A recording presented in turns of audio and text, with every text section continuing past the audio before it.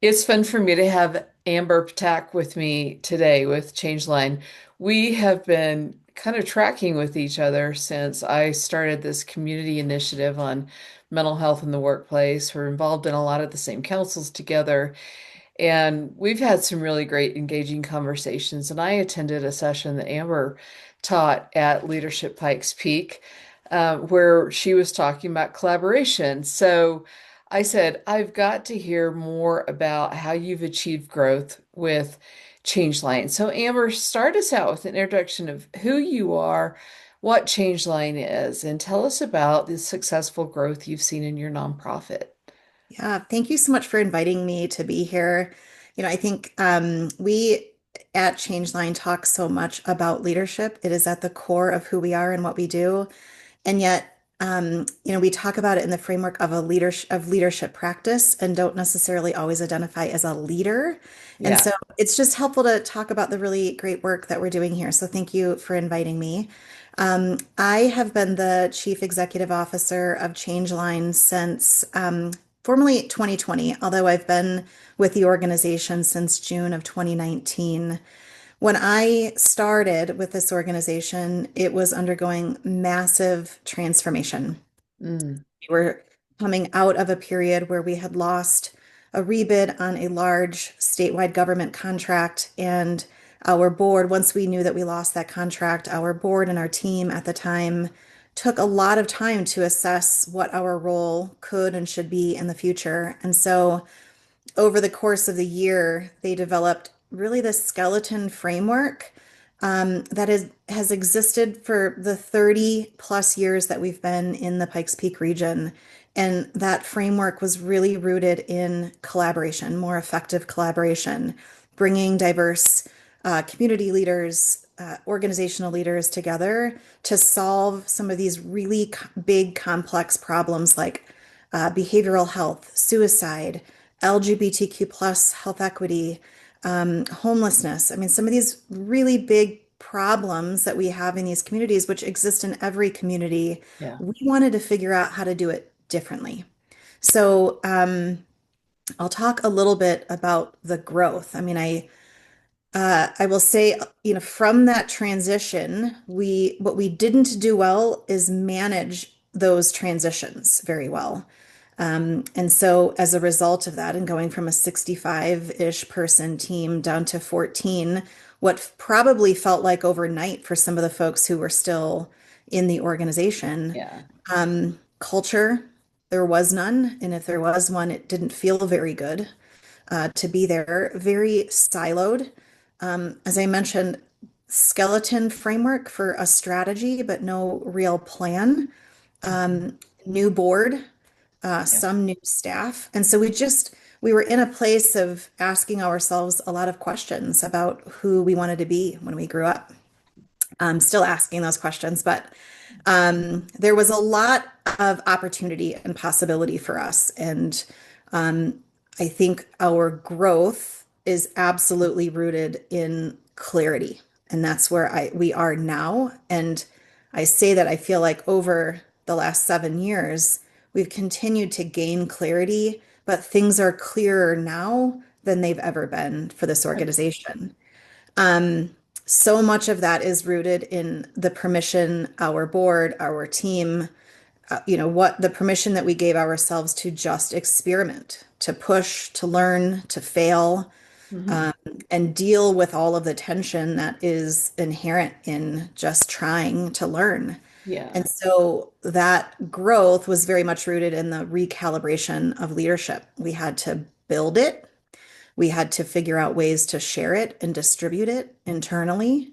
And then we really had to take the time to clarify our strategy, our culture, our strategy.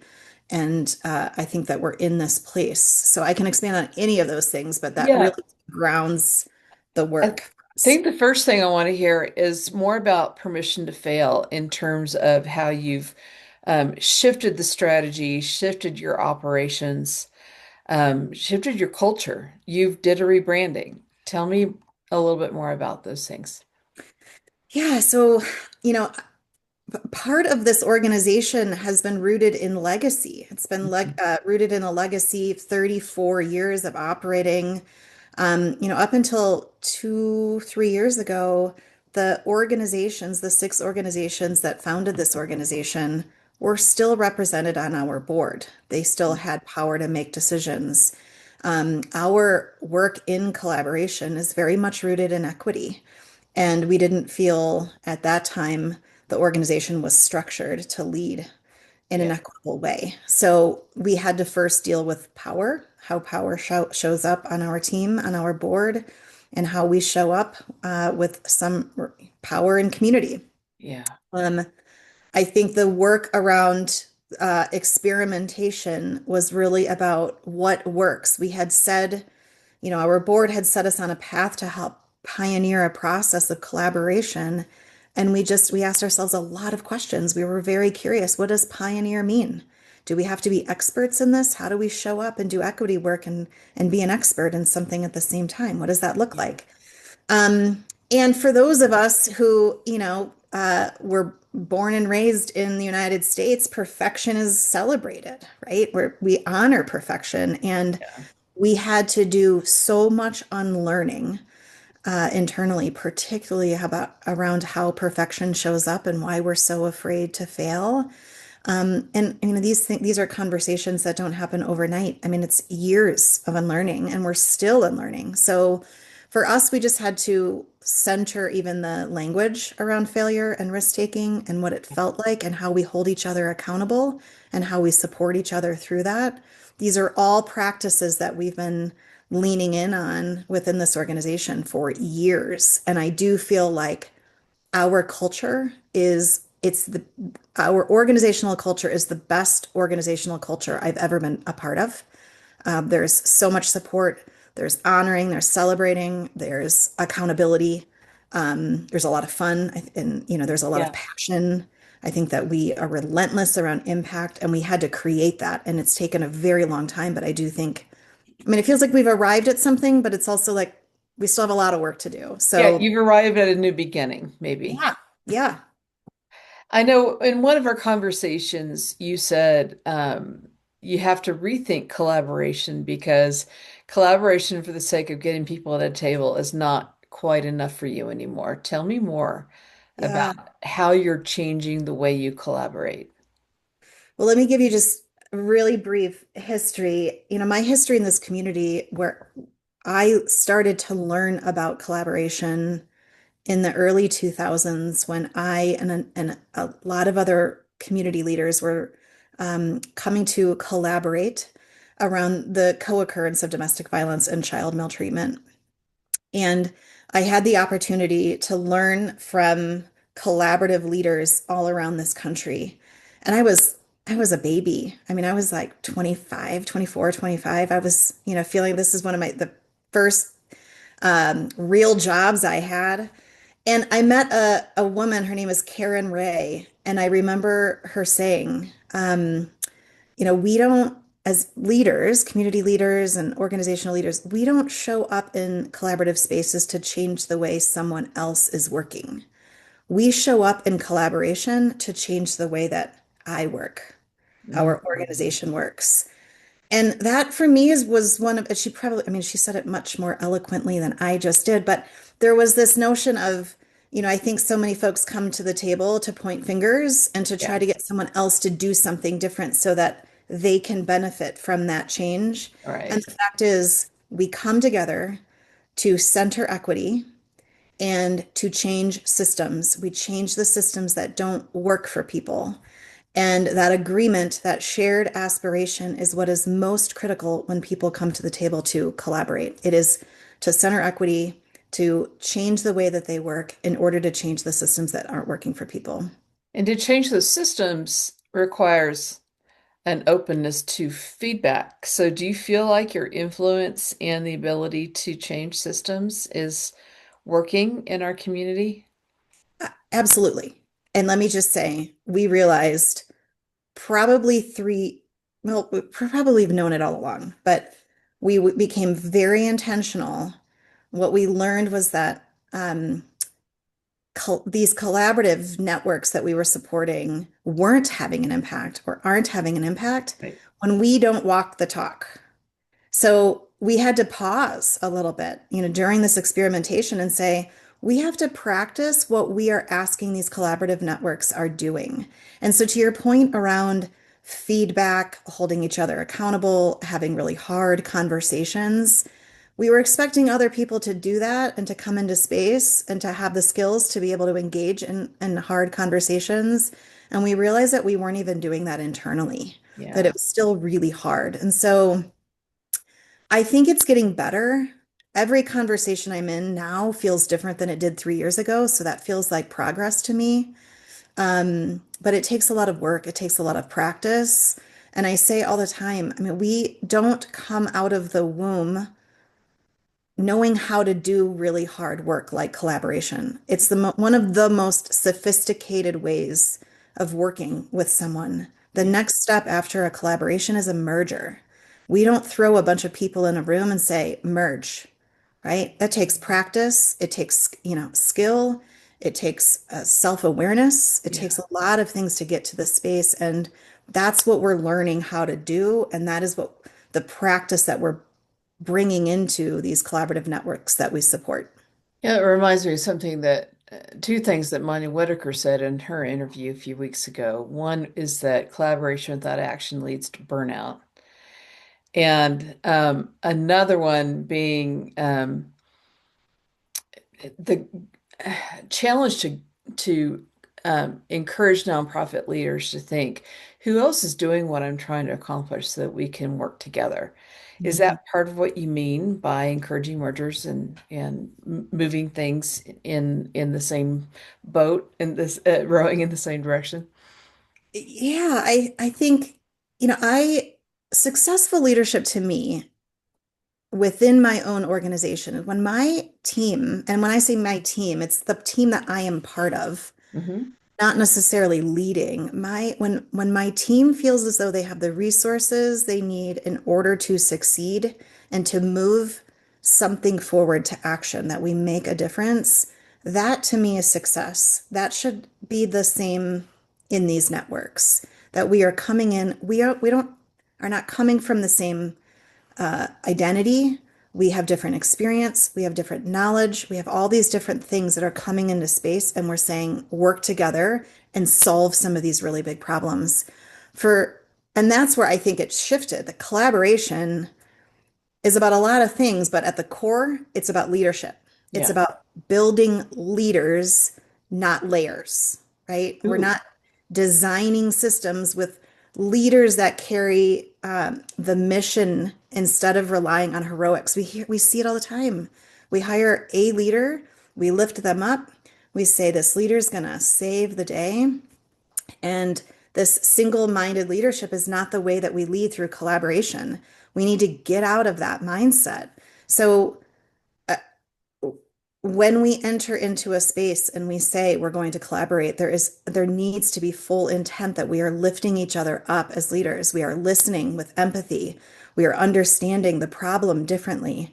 And again, I just can't stress enough that, it takes a lot of people. I'm sitting here today with a title, but my entire team is right next to me at all times.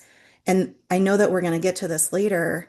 That's how I avoid burnout, is Yeah. by sharing and distributing leadership. And that's how you avoid burnout in collaboration, by sharing and distributing leadership. Hmm. Not trying to just own the whole task list yourself. Yeah. It's so important. So, okay, you opened that can of worms. We talked a lot last time we were together about how you've redesigned your schedule, Hmm. how you take care of Amber's whole life. You still have kids at home, Yeah. um, and there has to be enough left of you to take home. So, how are you realigning the way that you manage your time at work so that you have a successful, holistic picture of the world? Yeah. We talked about this a lot, and I do not want to come across as someone who has figured this out, but I've learned some important things along the way. And to your point, I recently, over the last couple of months, have become a full-time mom of a teenager. Um, and ironically, that is, my role as a mother. I used to have time, right? She would go to her dad's and I would have this time to work late and do all the things. Her being here with me full time right now is actually causing me to pause. Mm. Um, because I want to make time for her. I want to make time to listen. And so the lesson in there is I have a better sense of knowing what matters in my life. It matters to me to show up for her, to be a good mom. It matters to me to be a good daughter. It Yeah. matters to me to be a good partner. And while I fail at all of those things often, I try really hard to show up for others in a positive way. I also, I used to be someone who would crave talking to people about their hobbies. I don't have one. I'm like, I don't have a hobby. What do people do for fun? I love working. I love learning. I love working. I love meeting new people. And um, so what I do know is that I love to travel. And if I don't have travel plans, I'm not fun to be around. Yeah. And so those travel plans help me re-engage and create boundaries around my time. And so I'm planning a trip now. I leave in a couple of weeks. I'm going away for 2 weeks. And what that has allowed me to do, which also gets back to growing and scaling, I can leave my work for 2 weeks. A month, I could even leave for 2 months, and everything is going to be okay. This team knows how to lead. We share our leadership. So if I leave or any other member of my team leaves for vacation or it's an emergency, we got each other's back all the time. And that sustainability and durability to me helps me avoid burnout. I don't have to worry about something when I leave anymore. I'm not sure I ever did, but sorry, the lighting is so weird. The sun is like right in my face. Oh, it looks fine from this Okay. perspective. Okay. So, knowing what gives me energy is absolutely something that helps me avoid burnout. I mean, there are times when I still come home and drink wine and eat mashed potatoes for dinner, and that's okay. I've just accepted it as something that, we have to do now and then, but I do it a heck of a lot less than I used to. Yeah, and within reason, there's nothing wrong with a glass of wine as long as it's not a whole bottle. And that's where I've learned to draw the line. Mashed potatoes on occasion, as long as there's something green on the plate. So, a lot of it comes down to energy management in terms of how much exercise you're able to get and how much you're able to just eat a balanced diet. I know you eat healthy because I know some of your favorite foods are the same as mine, but that doesn't mean that we don't have macaroni and cheese dinners occasionally. That's right. Yeah. And exercise is different for all of us, right? I mean, we spent a lot of time talking about chronic pain, which is something I have. And so what I've learned is Um, I, I won't run a marathon. I will not think about doing that. It Yeah. doesn't even bring me joy thinking about it. It brings me joy when other people do it. Hmm. But if I can get 10 minutes of stretching in a day, I've done maybe all I could do that day. Yeah. Um, and so I think the other piece around eating a balanced diet and taking time for ourselves, but also taking time for all of these other things that matter, what is needs to be embedded in all of that is patience with ourselves, giving ourselves grace. Yeah. Maybe 1 minute is enough. I now have a coworker who is my accountability partner, and she texts me every day, or I text her, and she's like, I did 50 butt kicks. What did you do? And I'm like, I better do 50 butt kicks. So just having someone who can, hold ourselves accountable to is sometimes really helpful. Yeah, and I've been trying to get better if I'm on a webinar just to use my stretchy band or do my kicks under my desk and Right. Same. whatever we can do. It's Yeah. important because that's how we bring home a full vessel that has something to pour out for the kiddo. Yeah. And it's so important because teenagers really do need our full attention. Boy, do my kids they're in their 20s, not in their teens, but do they hold me accountable about giving my full attention when they're talking? Yeah. That's Right. that's been a lesson for me. Yeah. And they deserve us, right? Because, we're not going to be around every day after school. Yeah, it's so true. So Mhm. true. Well, tell me, what is one thing that you wish that all nonprofit leaders would think of today when they finish listening to this podcast?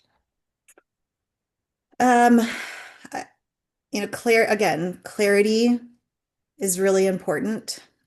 Clarity and purpose, clarity and culture, um, and taking time in order to do that, to spend time doing that. I think what I see all the time, particularly with nonprofit leaders now, who there's so much uncertainty around funding, there's so much uncertainty around um, how the work will look in 2 years or 3 years, particularly when, direct service providers who are providing real supports for families as the need will continue to grow. So, um, clarity around really who are we as an organization and who am I as a leader and how do I continue to support my team and how do I engage in community? How do I take time for ourselves? I think there's going to be a lot of shifts and pivots that we need to make in the nonprofit sector. How can we, to your earlier point, how do we come together to support one another better? How do we get more strategic? How do we hold funders accountable in showing up differently? Um, and, maybe we need to share plates of mashed potatoes a little bit more often with one another. We need each other more now than ever. What a great lead in to the fact that I was going to mention that I'm partnering at NFP with one of our partners called the Tango Alliance in creating a dialogue among nonprofit partners and advocates on how we can help each other. And we want to get together around a table, have a meal, and talk about what it takes to collaborate effectively, where the gaps are, where we could fill the gaps with solutions that we have and how we can build a stronger nonprofit community going forward with the right people at the table. So I you're want on to be my part of list. that. That sounds great. Yeah, you're on my list. Great. Good, good. Well, thank you so much for taking time to do this interview. I know it's going to be really valuable, and Thanks. Yeah. um, I'm looking forward to celebrating some cool things that we're able to accomplish in the future together. Sounds great. Thank you so much for inviting me to be here. This was a lot of fun. Good, good.